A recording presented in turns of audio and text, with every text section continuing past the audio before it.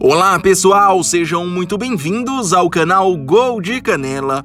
Considerado um dos clubes mais populares da América do Sul, o Alianza Lima terá que disputar na próxima temporada a segunda divisão peruana. Após uma temporada muito irregular, no último dia 28, o clube dependia só de si na última rodada para permanecer na primeira divisão. Mas uma derrota por 2-0 para o modesto Sport Huancayo, em pleno Estádio Nacional de Lima, acabaria com essa possibilidade. Na 18ª posição, a equipe foi uma das 3 rebaixadas do campeonato. No vídeo de hoje, atendendo a diversos pedidos de inscritos aqui do canal, eu vou te explicar os motivos que fizeram o Alianza Lima enfrentar essa terrível fase em sua história. Confere só!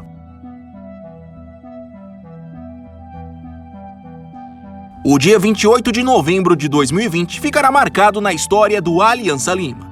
Com 23 títulos nacionais e 26 participações na Libertadores, o clube, após uma temporada terrível, sofreu o seu primeiro rebaixamento da história na era profissional do futebol peruano.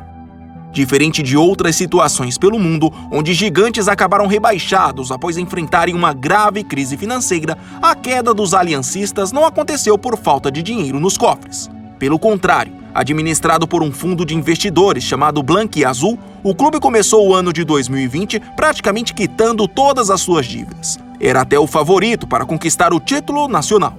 O que aconteceu, na verdade, foram diversos erros administrativos, que cada vez mais influenciaram os resultados dentro de campo. Bom, o primeiro desses erros aconteceu já no mês de janeiro, bem no início da temporada peruana. Apesar de ter sido vice-campeão nacional em 2019, o fundo Blanquiazul resolveu fazer uma mudança radical no elenco. Entre vendas e dispensas, quase 20 jogadores deixaram o clube. Isso acabou ocasionando um verdadeiro desmanche, algo que já de cara trouxe desconfiança por parte da torcida. Depois disso, apesar de ter contratado alguns nomes de peso para recompor o elenco, a saída repentina do treinador uruguaio Pablo Bengoechea foi um prenúncio de que algo não muito bom estava por vir. Ele pediu demissão após a 6ª rodada do torneio Apertura do Campeonato Peruano, sob a alegação de que os jogadores que restaram no elenco não ouviam as suas instruções. Vale destacar que, nessa altura, o Alianza Lima já vinha sendo criticado por não apresentar um bom futebol, tanto que ocupava na época apenas a 13ª posição do campeonato. Logo após a saída de Bengoechea, o campeonato peruano foi paralisado pela pandemia da Covid-19 e só voltou a ter a bola rolando agora com os portões fechados a partir do mês de agosto. Durante esse longo período de pausa, o clube passou por mais algumas modificações em seu elenco e também aproveitou para buscar no mercado um treinador renomado, que no caso foi o chileno Mário Salas. O mesmo havia sido campeão peruano com o Sporting Cristal em 2018. Mas, apesar dessas mudanças, o futebol do Alianza Lima continuava fora do comum. As contratações feitas para recompor as saídas do elenco não corresponderam às expectativas, e o clube terminou o torneio Apertura na 12ª posição, somando míseros 22 pontos em 19 jogos, um aproveitamento pífio de apenas 38,6%. E para completar, se não bastasse a má fase em seu país, eles ainda fizeram uma péssima campanha na Copa Libertadores da América, sendo eliminados ainda na fase de grupos, somando apenas 1 ponto em 6 jogos. No meio desse turbilhão de maus resultados, claro, o treinador Mário Salas foi demitido. A partir desse momento, tanto a torcida como a imprensa peruana começou a ligar um sinal de alerta sobre a situação do Alianza Lima.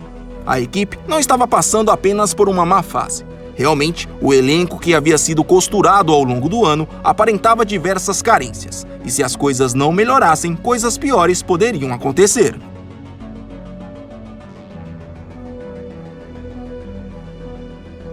E foi no meio desse clima de pressão que, no início do mês de outubro, para a disputa do torneio Clausura, a direção do clube escolheu para comandar o elenco aliancista o treinador argentino Daniel Ahmed.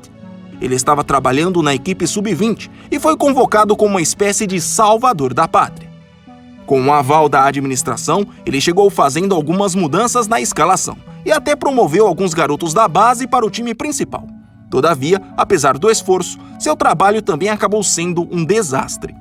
Nos 9 jogos realizados no Clausura, torneio esse que teve seu formato reduzido pela Federação Peruana em 2020, conseguiu conquistar 4 pontos. E com isso, somando apenas 26 pontos na tabela geral, o tradicional clube peruano terminou o ano na antepenúltima posição da primeira divisão, sendo rebaixado ao lado do Atlético Grau e do Deportivo Lacuabamba. Além dessa humilhante queda, o mais dolorido para a torcida foi o fato de que até a última rodada, o Aliança Lima estava fora da zona do rebaixamento. E se tivesse pelo menos empatado com o Sport Huancayo, eles teriam escapado da queda, já que o Carlos Sten, clube que era o primeiro da zona e que tinha a mesma pontuação do Aliança, só empatou fora de casa contra o Universitário. Se tivesse somado mais esse pontinho, os aliancistas teriam se salvado pelo saldo de gols.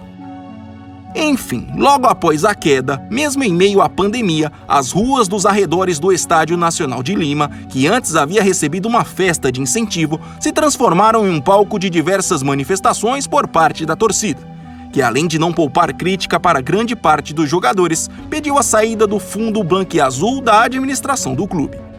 Por outro lado, em carta aberta nas redes sociais, o Aliança Lima pediu desculpas aos seus torcedores pela queda.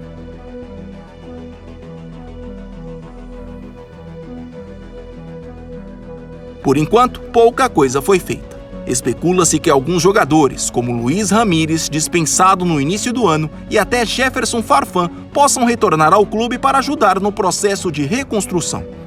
A única certeza até agora é que a segunda divisão do Campeonato Peruano de 2021 está prevista para começar no mês de abril e contará com a participação de 3 equipes, incluindo o Aliança. Não esqueça, se gostou do vídeo e ainda não é inscrito, por favor se inscreva no Gol de Canela. Além de sugerir temas, você vai assistir vídeo novo toda segunda, quarta e sexta, sempre a partir do meio-dia. Até mais!